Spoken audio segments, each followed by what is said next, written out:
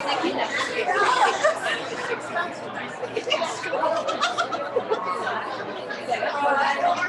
I hate to stop this because you're going to have to give me a moment because that was awesome. We have missed you beyond belief.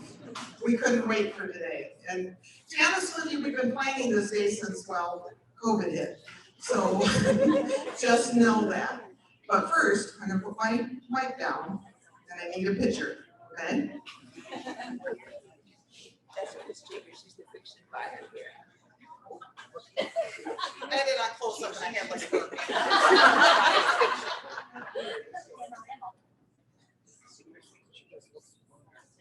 Okay, everybody wait. I got good on it.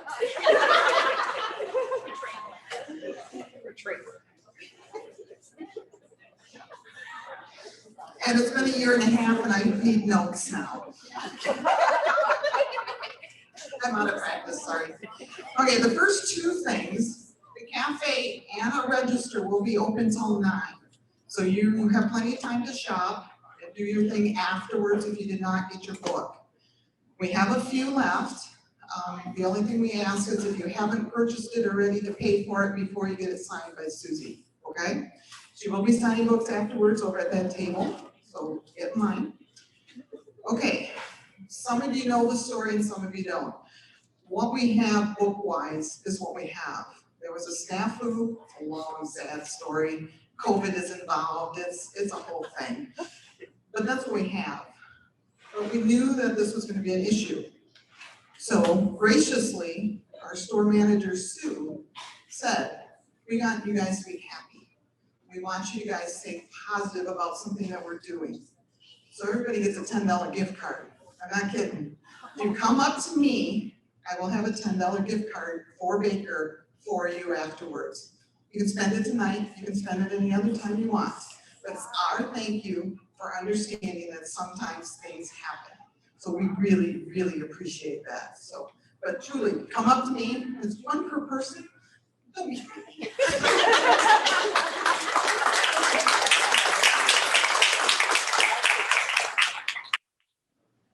See, I laid my notes down.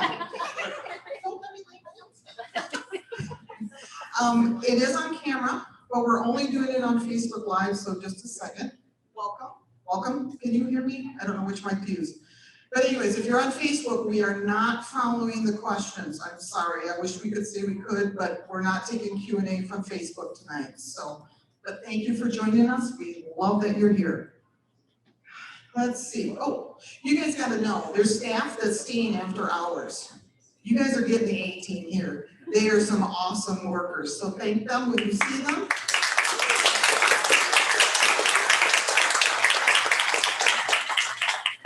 And they all volunteered. I mean, they're getting paid, you know.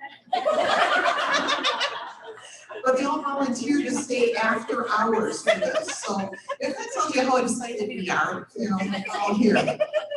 Let's see. I think that's all I got, other than thank you. Thank you for your support over this last year, whether online, in-store, curb pickup. What else did we do? I think we nailed things. I don't know. But anyways, thank you. Thank you for all of that. Oh, we have the front row finally got here. We can start now. So honestly, we've been practicing and waiting for this moment for over a year because we had Susie's plan for last year. It was one of the ones we had to cancel, which broke our heart. So for a year, we've been talking and going, okay, as soon as we can do it, as soon as we can do it. And then it was like, would you like to do it in person? There was no hesitation to this woman. Yes, yes was the immediate answer. And you know, I call her a favorite author, but I also call her a friend. And to be able to do this for my friend, come on up, Susie.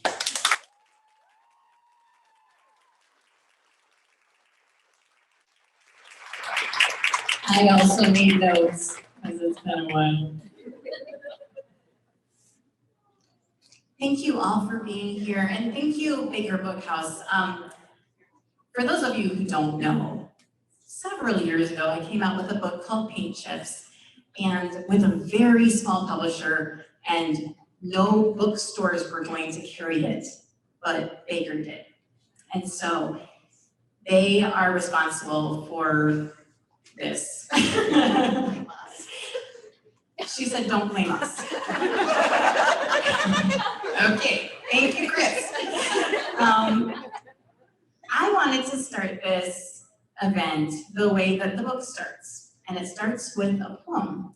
And it's a poem written by my dear friend, Amy Nemechek, who is shortlisted for the Paraclete Poetry Prize for this poem.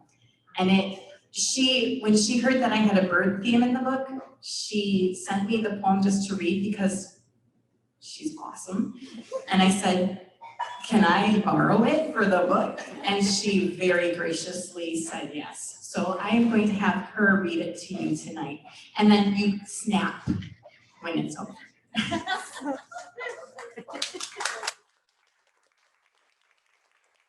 Thank you. It's okay if I read it here? I have to go and pose. I need notes too.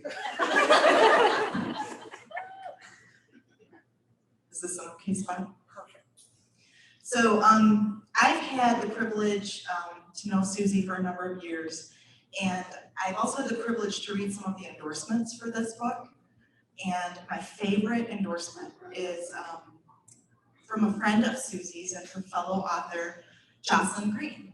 Jocelyn writes this: to open a book by Susie Finkbeiner is to accept an invitation to become part of a family you'll never forget, a family you'll miss once the last chapter ends.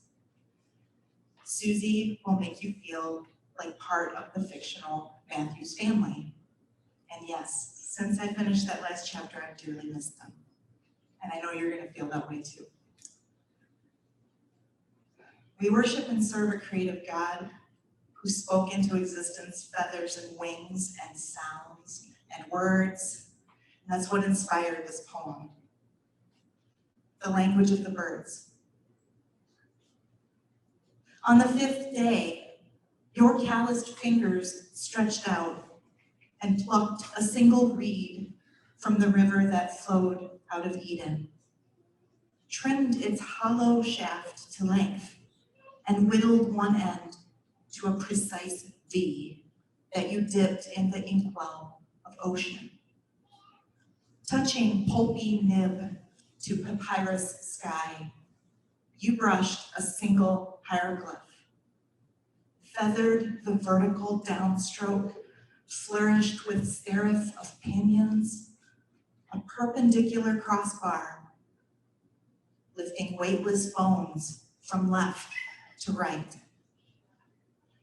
Tucking the stylus behind your ear, you blew across the wet silhouette, dried a raisin's wings against the static, and spoke aloud the symbol's sounds. Fly.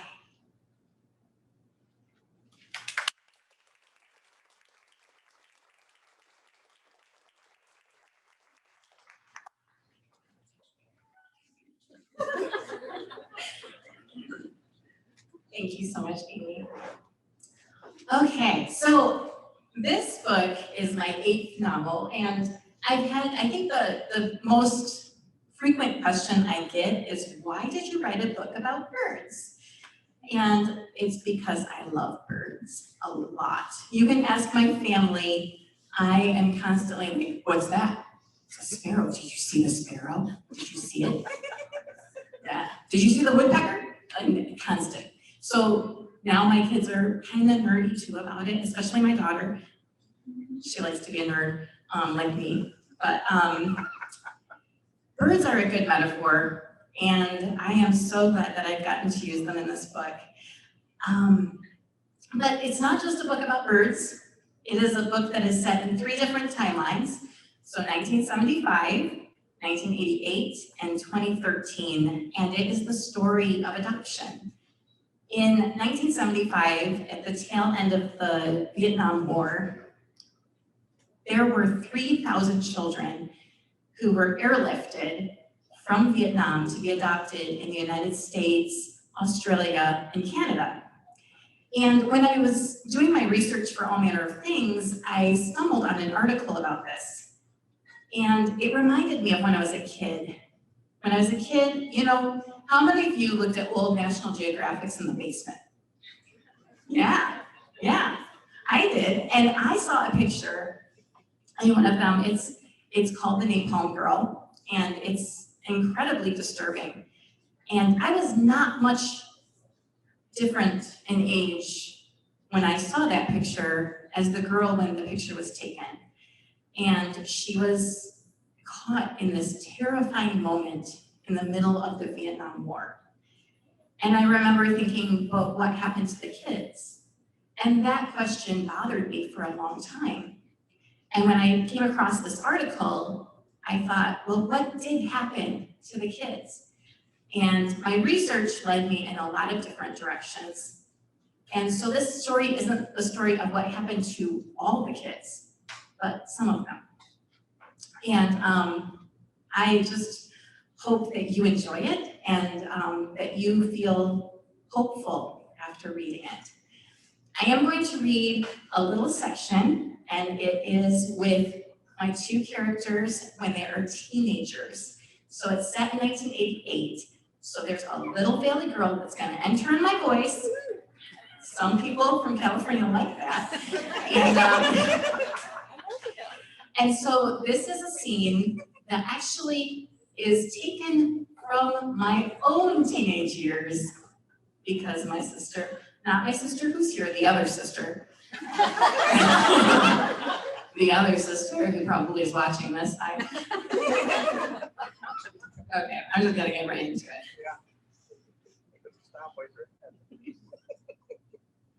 These are the characters Mindy and Sunny.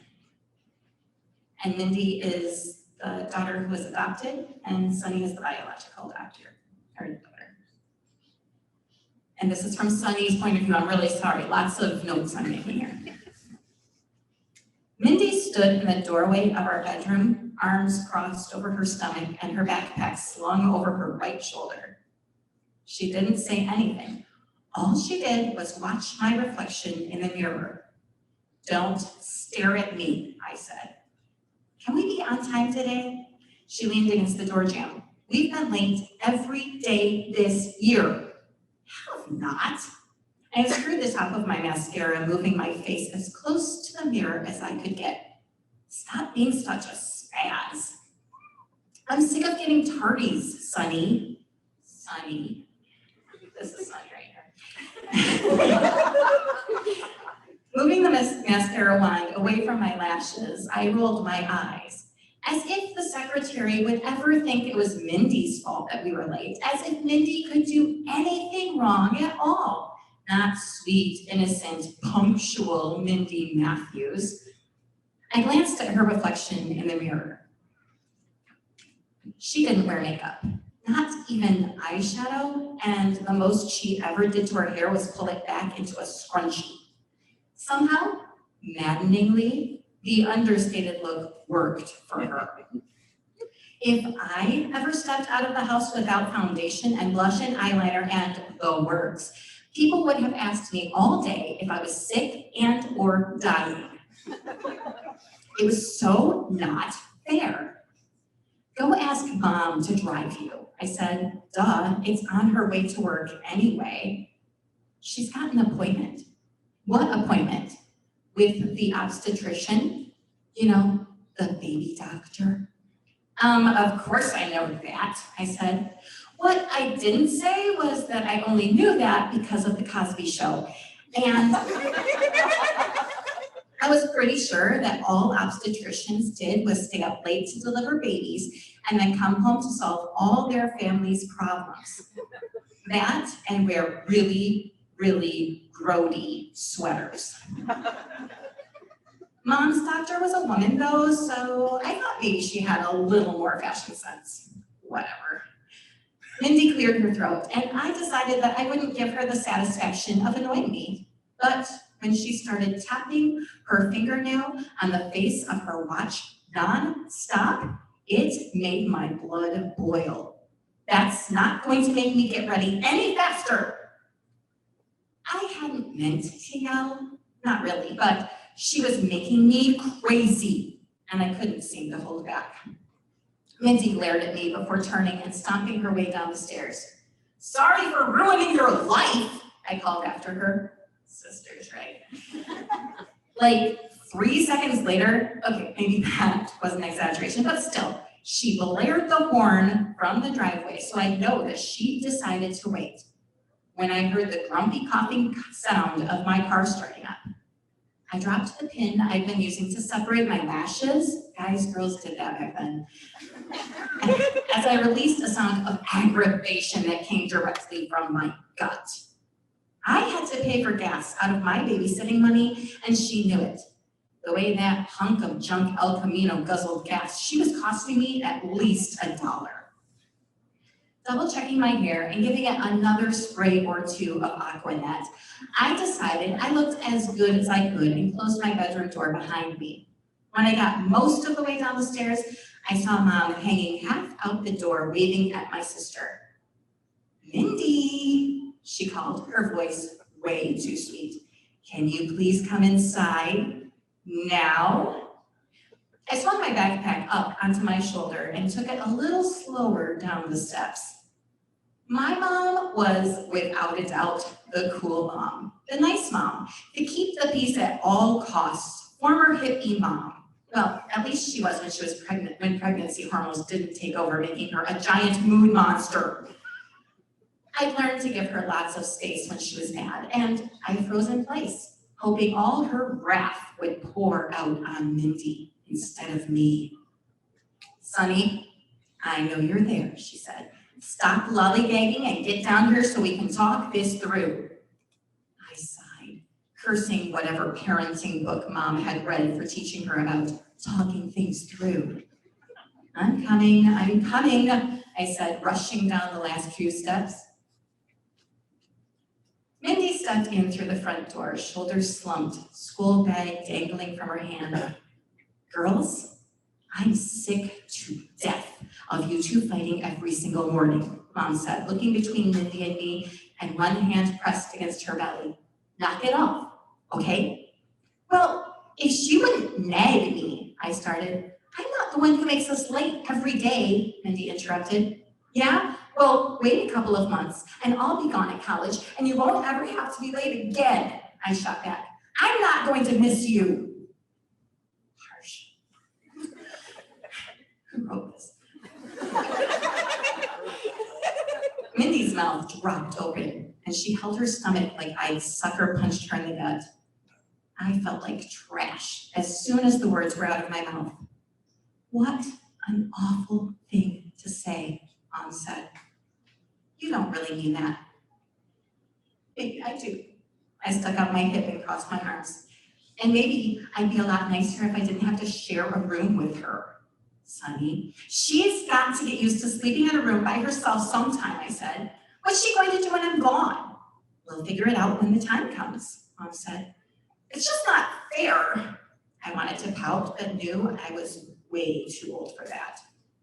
She could move into the guest room. We never have guests. It's empty all the time. We're turning that into the baby's room. How come the baby gets its own room and I don't? I crossed my arms. It's not fair. Don't talk to me about what's not fair, she said. I stole that line from my mom. I just want my own space for once in my life. You know she has nightmares. Don't talk about me like I'm not right here, Mindy said. I'm not a little girl. Then grow up and stop being so afraid of everything, I snapped. Sonny's not really like this. This is my imagination. That was enough to start us into a jibber-jabber of bickering, both of us talking over each other.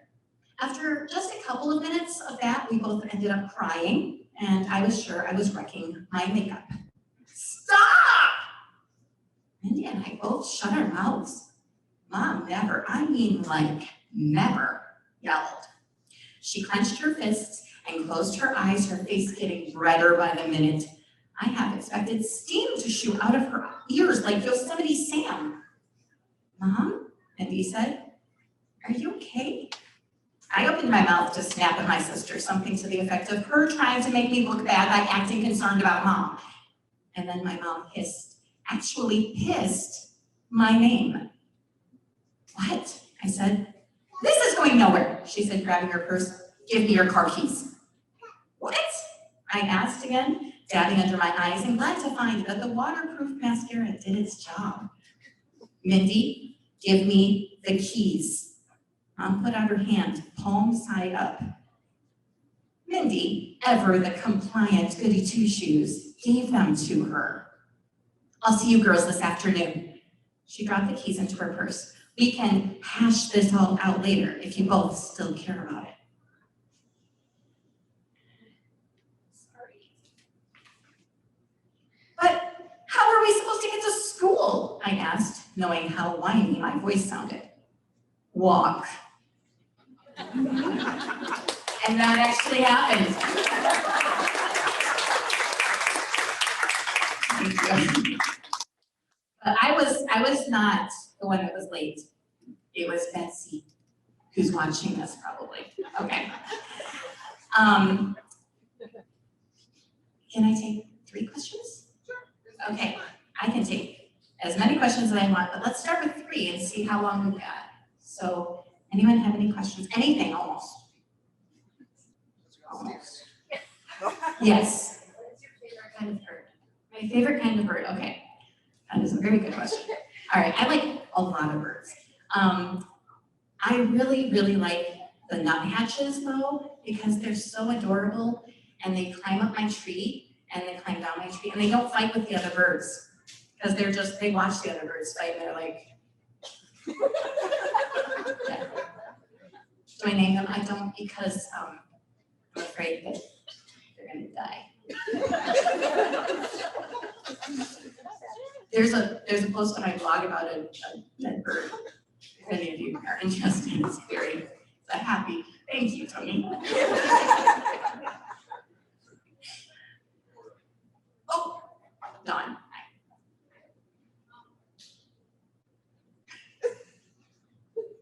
How did you come up with the title of the book, and how does it relate to your story?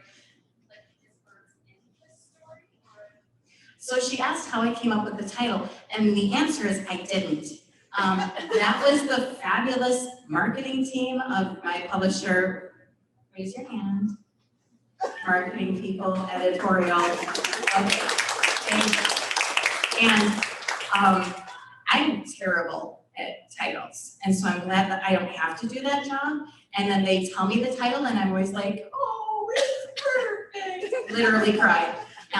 They just saw that a couple weeks ago. But yes, there are birds in this. Birds are a major metaphor that runs throughout. And I don't think it's a spoiler to say that, you know the old song about his eye being on the sparrow and how he watches us. And as I was writing this, and it was during the pandemic, mind you, and I kept thinking, God sees those birds that are like my only entertainment right now, and he cares about them. And he sees me, and he cares about me. And he cares about us when we're watching our kids grow up and fly out of the nest. And so that's part of it, but it's all throughout. Hopefully you don't get sick of the birds in the book. I don't think you will. Okay. I was just curious when I heard about your different points of view. I was curious if you were purposeful about not telling it from Mindy's point of view.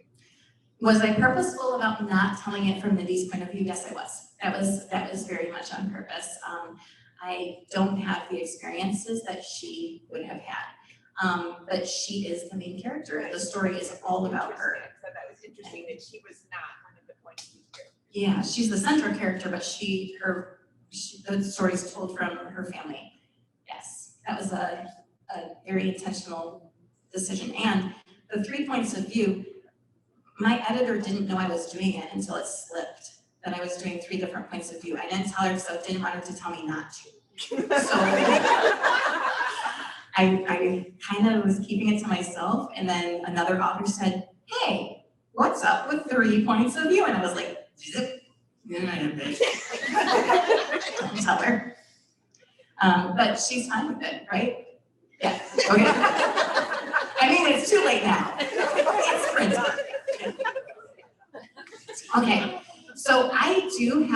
giveaways. So we're just gonna jump into it. I hope you win, because I don't want this stuff to go home with me. My children do, but I don't. So first of all, last year we didn't get to have a release party for Stories That Bind Us, and that was really sad to me because I really love that book. And I wanted to give away baked goods, because in the story, there's a bakery. So, you ate them? All of it? Yes, there were 7 donuts. Like, okay, there's this bakery near my home called Phoenix Risings. It's in Cutlerville. And they make, from what I've heard, amazing donuts. I can't eat them, but they do smell good. It's torture every time I go in. But when I went in and I said I would like half a dozen donuts and then donuts for my children, she slipped an extra one in there for you. So there's 7. Chris owes you 7 donuts. Okay. So in Stories That Bind Us, Might be only 6. you also get a copy of Stories That Bind Us and a cute little sticker that's in the front. She ran out of hands. So in the Stories That Bind Us, she tells stories that have like a setting in other parts of Michigan, and they go to see some of these places. So this is how I'm going to give away this prize pack. Stand up if you have been to Greenfield Village. Okay. All right. Remain standing, or okay, if you haven't been to this next place, sit down. But if you have been, stand up. This might get confusing. If you've been to Belle Isle in Detroit, oh, dude, you gotta go. All right. Same thing for Lake Lansing. Oh, yeah, stand up. All right. Am I seeing some Lansing friends here? This is where I'm from. My hometown is Lansing. We used to go there all the time. Okay, the last one, this might get you. Kerwood Castle. Kerwood Castle. Anyone? Oh, is that lady in the, oh, have you been there? Uh-oh. Oh, Ginger, I will buy you some donuts, sister. Of course she's done it. So you win the donuts, and Ginger, I'll give you some donuts.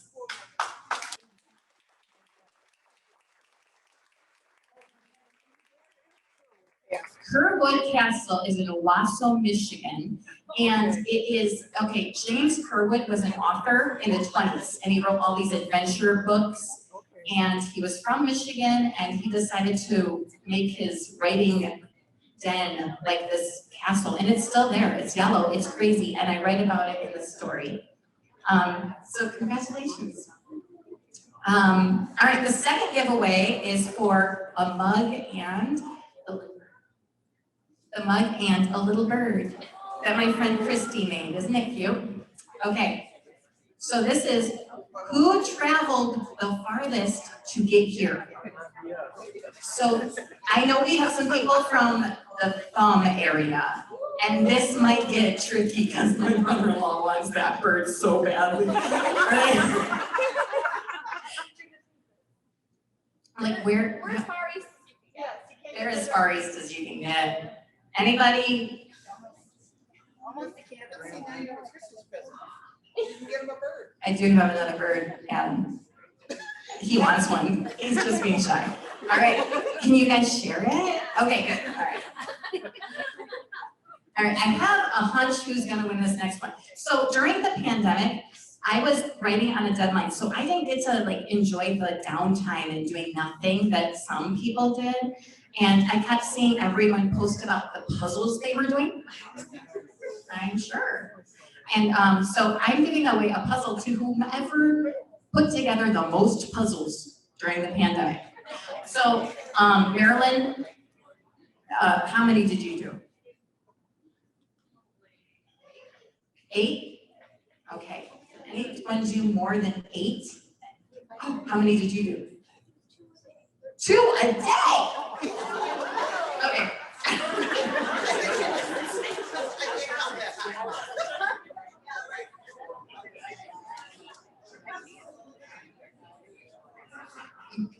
I don't know who wins, so let them duke it out. But this puzzle has birds on it, of course. And I bought it at Baker Bookhouse. Okay, so this next one, we might have a few in contention for this, so we can split it up into two. Is the cards. Okay, so one of my characters is Vietnamese, and so I found a Vietnamese artist, and he's amazing. And actually, I have one of his paintings in my house that my husband bought. And so, who has read all of my books except for Beach of Smokers? Okay, stand if you've read from Paint Chips, my Mother's Chamomile, the Pearl books. All right, how many are there? Oh boy. Maybe this was a bad idea. That's the only question I thought of. It's terrible. All right, so you want to do a number, 1 to 10? Yeah, but there's more than two. I'm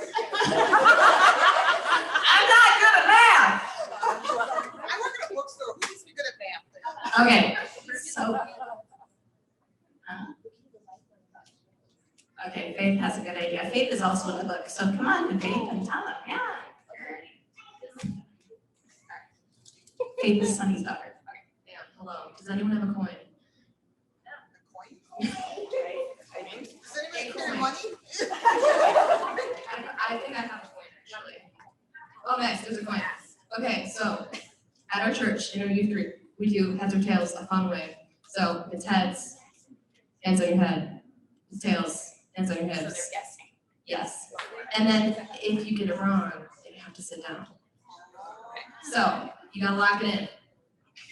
So heads or tails? Heads or tails. Gotta lock it in. Okay, somebody's gonna flip.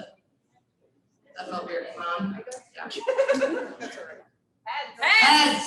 So if you Sorry, honey, tails, all that. you have to sit down. It tails, you gotta sit down. Okay. Okay, we're gonna do it again. You can change, you can do whatever you want. You can change, but lock it in. Okay, you ready? Okay, go. Tails! Tails. You got heads, sit down. We got Okay. 2 left. How many are still up? Were you heads or tails? 3. 3. 1, 2. Ooh, 3. Oh, 2. 2? 2. Okay, Alright. someone choose heads, someone choose tails. No, they got 2. Oh, just kidding. Sit down.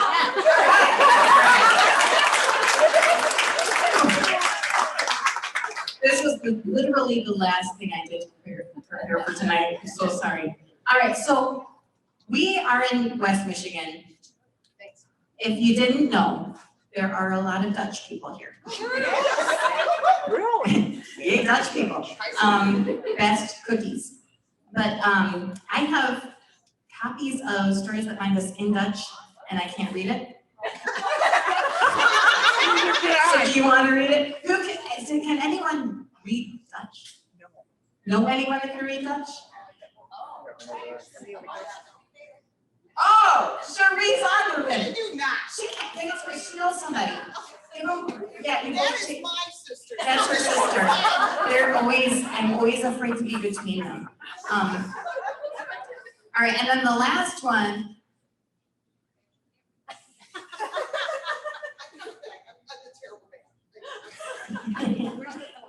Okay, so the last one is, I don't know, did anyone else try the Vietnamese coffee in the cafe?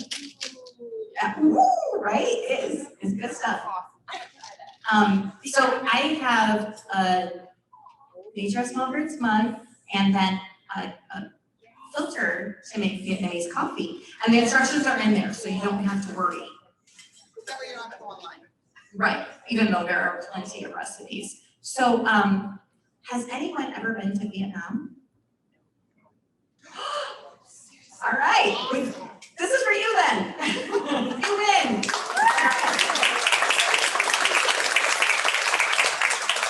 Thank you for playing my silly little games and for winning prizes.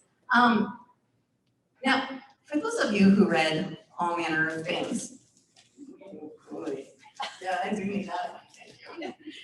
For those of you who read All Manner of Things, you might remember the Bus Drivers. They were the band that Joel Jacobson was in, and the real Joel Jacobson is like in Puerto Rico or whatever. So he couldn't be here tonight, but we do have 2 original members of the bus drivers and 2 new friends.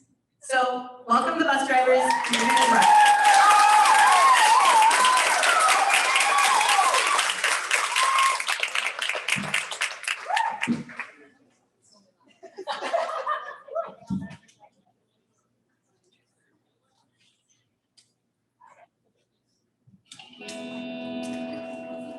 So, yeah, we got 3 songs from the different eras of Susie's book here. So, yeah, taking you back to the good old days.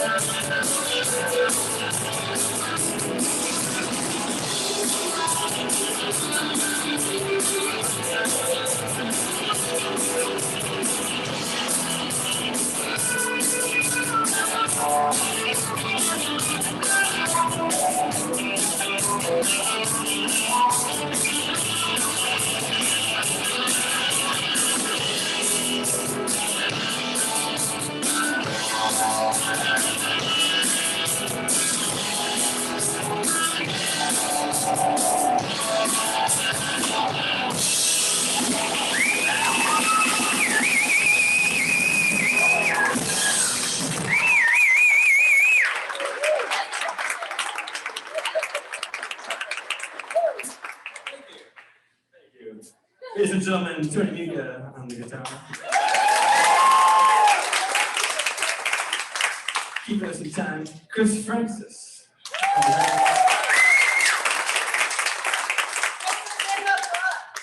Chris is in the book, says Susie. So if you want to know the backstory of the drummer, pick up his biopic, his new biopic, The Nature of Songwriting. Mike Heisman on bass. Mike is also in the book. Mike is also in the book.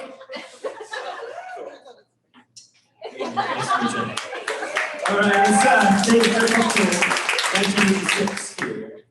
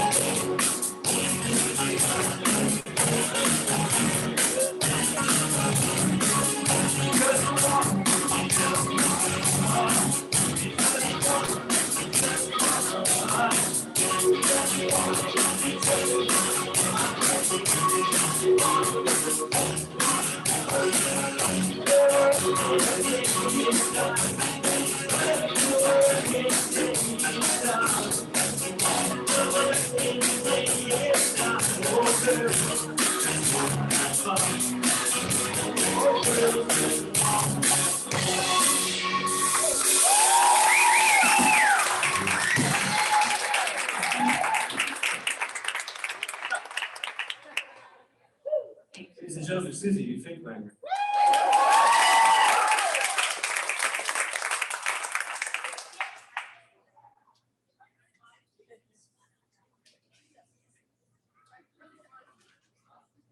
I'm taking it down a little in mood. You know, Susie, it's your party. You can cry if you want. Every time he speaks, it's something funny. Okay. If you know this song, which I think you probably do, please sing with me because I'm nervous.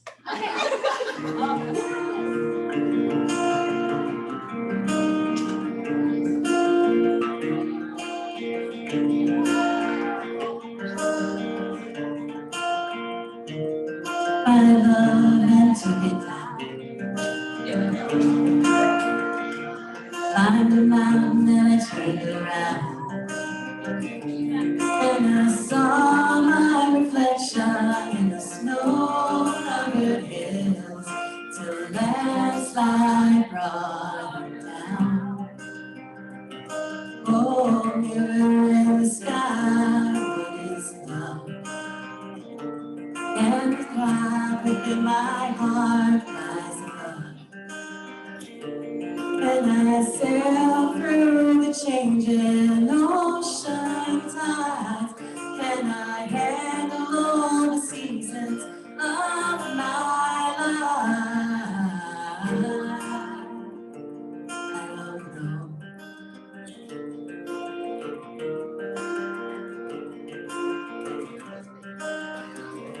Well, I've been afraid of changing, 'cause I built my life around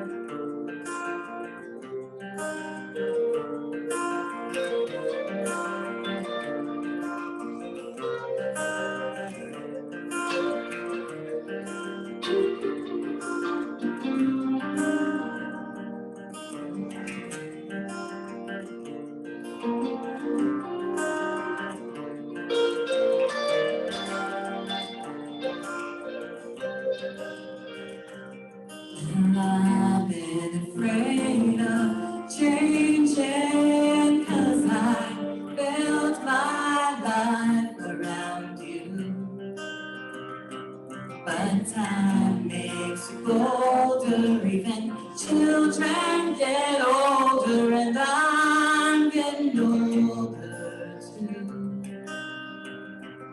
Oh, take this love and take it down. Oh, we climb a mountain, then you turn around.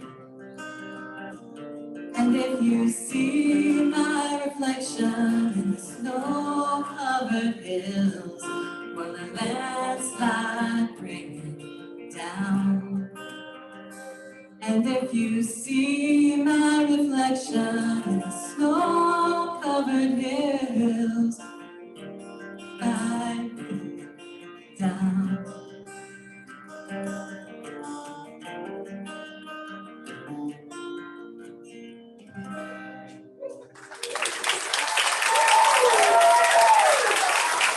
Thank you all for coming.